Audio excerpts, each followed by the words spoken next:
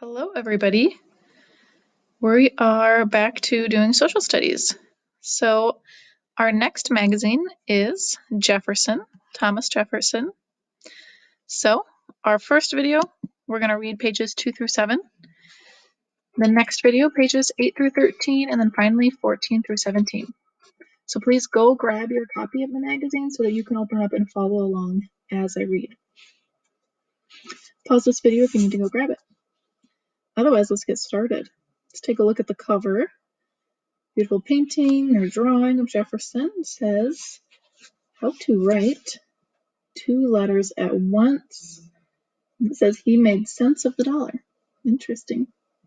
He must have been a pen pal with another president. And here he is thinking life, liberty, and the pursuit of happiness. So go ahead and turn to page 2. Up top. The remarkable Jefferson. Thomas Jefferson was a man of countless talents and countless interests. Best known for the many ways he served his country, Jefferson was one of the founders of the United States. He wrote our nation's first and perhaps most famous document, the Declaration of Independence. He served as governor of his home state of Virginia. He traveled to France to represent the new U.S. government in 1800. He was elected our country's 3rd president. But during his 83 years, Jefferson was many other things too. He was a farmer, a lawyer, a lawmaker, an architect, an inventor, an archaeologist, and a musician. He enjoyed studying weather, plants, human and animal bones, and fossils. He could read books in 7 different languages. He was also a loving son, brother, husband, father, and grandfather. Thomas Jefferson thought of himself as an ordinary man. Was he ordinary, or was he extraordinary? Judge for yourself as you read further.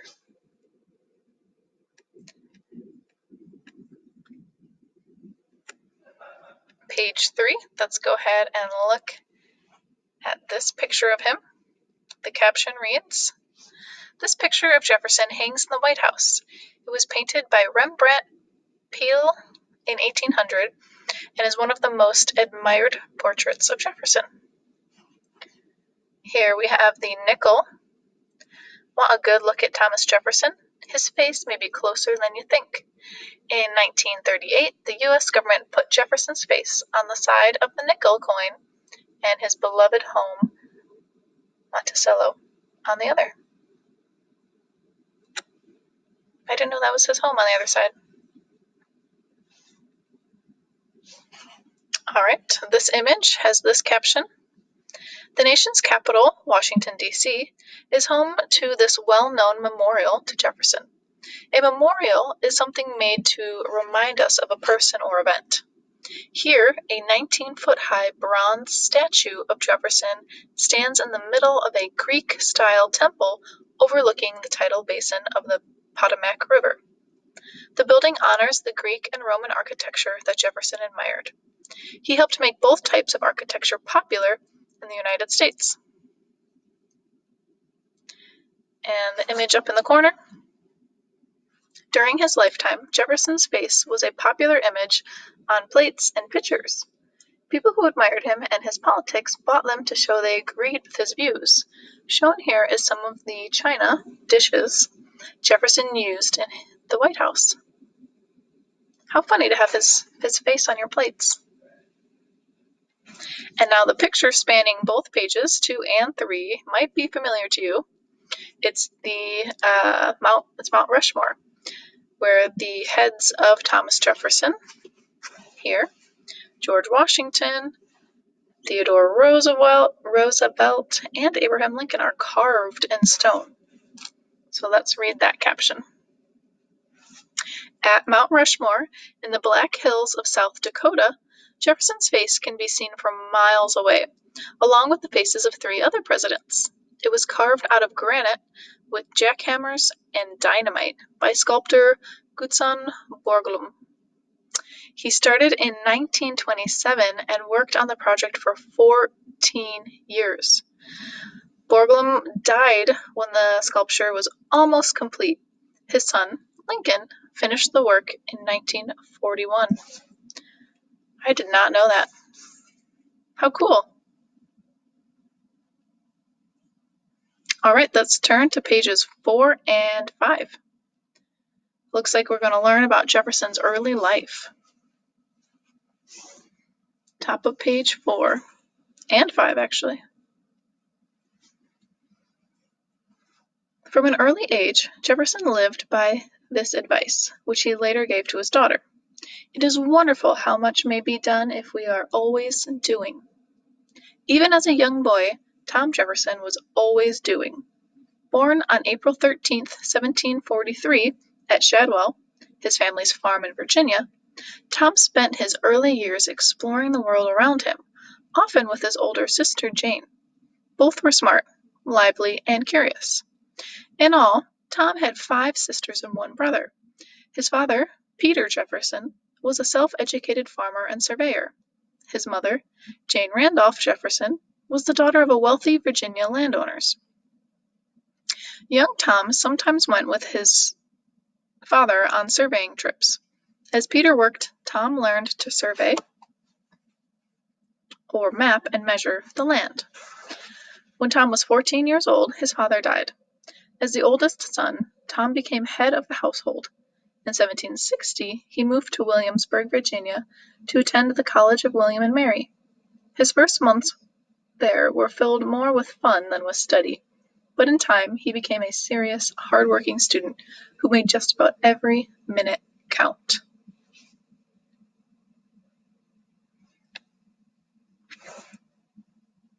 That must be him as a young boy. All right, let's take a look at this cartoon. At Shadwell, remember the family farm, Tom's oldest sister, Jane, was his favorite playmate. But she was more than that. Because the family was so large, she was given the responsibility of looking after him. Jane's death at age 25 was a terrible loss for Tom. That would be hard. Over here. In 1757, Tom's father died at age 49. He left several thousand acres of land, more than 60 enslaved people, and many horses, cattle, and hogs. He also left Tom his 40 books. They included a Bible, a prayer book, a history of England, and the works of William Shakespeare.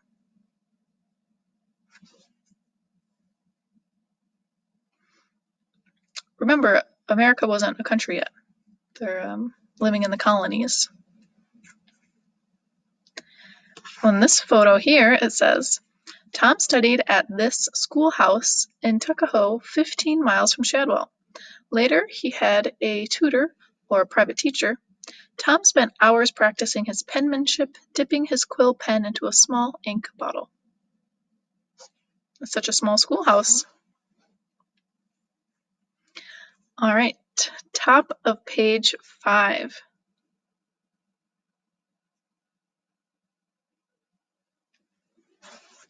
This photo up here, college life. Williamsburg was the capital of the colony of Virginia. When Jefferson started college there, it had just 300 houses. Although fewer than 2,000 people lived there, Williamsburg was the largest city Tom had ever seen. Wow.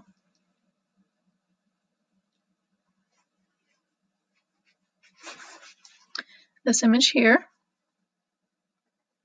When Tom arrived at the College of William and Mary, he became very social right away.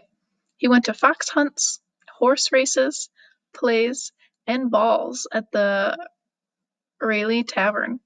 He even joined a secret society called the Flat Hat Club. It was devoted entirely to having fun. However, on a visit home, a conversation with his best friend, Dabney Carr, made Tom realize that he had been wasting too much time. Soon after, Tom settled down. He became a serious student. And let's read this here. As a boy, Tom kept records of the natural world around him. In his garden book, he made daily notes on the temperature and when different wildflowers bloomed. He also noted the migration of birds. Later, he began keeping records of every planting of seed and all the trees and bushes on his farm. Little ecologist, how cool.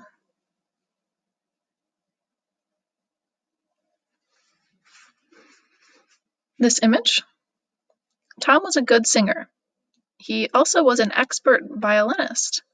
When he was at college, the governor of Virginia colony, Francis Fauquier, often invited Tom to his home for musical events. Let's read this here.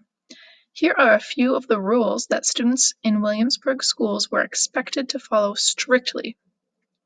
No keeping racehorses. No betting on billiards or other games.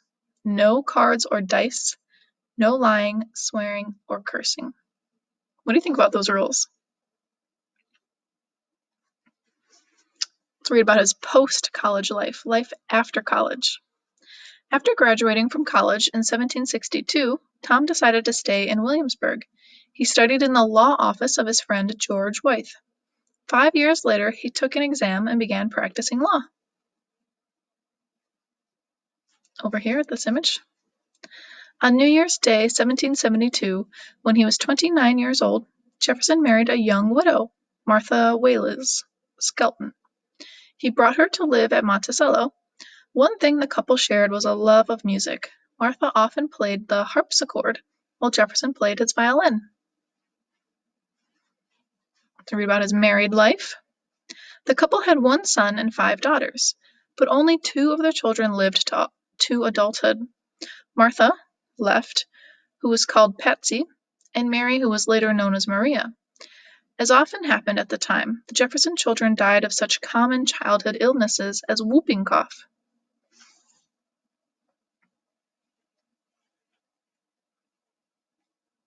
That was his early life. Let's turn now to pages 6 and 7. We're going to read about his home, Monticello. So let's read this big text here.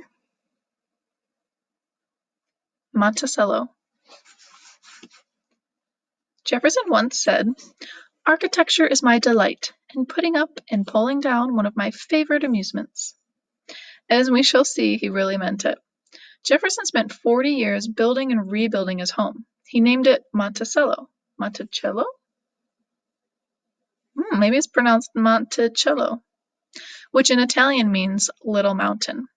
Monticello was built on top of a small mountain near Jefferson's birthplace.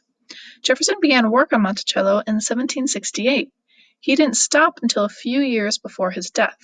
He was always thinking of new ways to improve his home. Although he had no formal training in architecture, he taught himself how to design a house and how to draw up plans for one. Then he hired expert craftspeople to build his house, and he supervised their work. Jefferson used his creative talents on the inside of the house as well. He designed furniture, clocks, and curtains. He was an innovator, someone who comes up with new ideas. He took objects that already existed, like a chair, a clock, and a ladder, and made them better.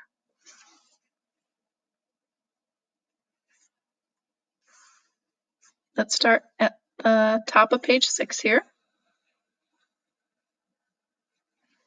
This sketch. This sketch by Jefferson shows his original plan for Monticello. After living in Paris from 1784 to 1789, Jefferson decided to enlarge his 8-room house. By the time he was finished, Monticello had 33 rooms and a dome on top. Wow. Right here. In his cabinet, or study, Jefferson wrote letters and conducted science experiments. When he was serving as President of the United States, he did some of his work here too. Over here, Jefferson often ate his breakfast in what he called the tea room. He said it was his most honorable suite. That's because it contained busts or pictures of the 34 American heroes he most admired. Among them were George Washington, Benjamin Franklin, and John Paul Jones. This part of the house.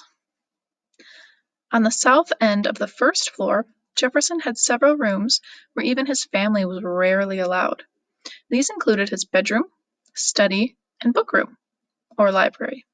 Jefferson's library contained nearly 7,000 books. Many of them were about law, history, and government. Looks like the front here, all the way over here. right here. Jefferson greeted his guests in the entrance hall. This was an informal museum. The items on display included elk antlers, part of a buffalo skull, and the stuffed head of a bighorn sheep. Do you guys have that in your entry hall? Do you have an entry hall? Sounds very lavish, very fancy. All right, the last one on page 6 here, this image. More than 100 enslaved Africans lived on the plantation and did most of the work at Monticello. Personally, Jefferson felt great conflict over the issue of slavery. He once called slavery the wolf. "We have the wolf by the ears," he said, "and we can neither hold him nor safely let go. Justice is in one scale and self-preservation in the other." Jefferson knew that enslaving another human being was terribly wrong, and he fought to bring the African slave trade to an end. Yet, he failed to fully act on his beliefs. He did not free the people he held in slavery because he and his family relied on their labor to run Monticello. Page 7, more of his land up top there. Looks like in these homes over here, right here, enslaved workers at Monticello farmed the land, weeded the gardens, cooked the meals, and cleaned the main house. Many of them were skilled craftspeople. They helped build Monticello. They also worked in the 20 buildings that lined the dirt road known as Mulberry Row. These buildings included a stable and a carpenter shop. There were also smokehouses where meat was cured and tobacco leaves were dried. In this chair here, John Hemmings, an enslaved woodworker, built this chair. Its style is called Campeche, sometimes spelled Campeche. And let's do this thing piece. Right here. In his will, Jefferson freed just 5 enslaved people. Remember, a will is what you want people to do with your belongings after you die. So after he died, he said, "I'll free 5 enslaved people." Although he spoke out against slavery, he failed to free the people he held in slavery during his lifetime. What do you think this says about this man? What does it say about Jefferson that even though he didn't fully support slavery, he never acted against it and only freed a few of his slaves after he died? Pause this video if you want and think about that. What does that say about Jefferson? And when you're done, we're actually done with the first video. So far we read about his home, Monticello, his early life, and then just a little bit about him. So that completes our first video, our first few pages, but make sure to come back for video 2 because we're going to keep reading.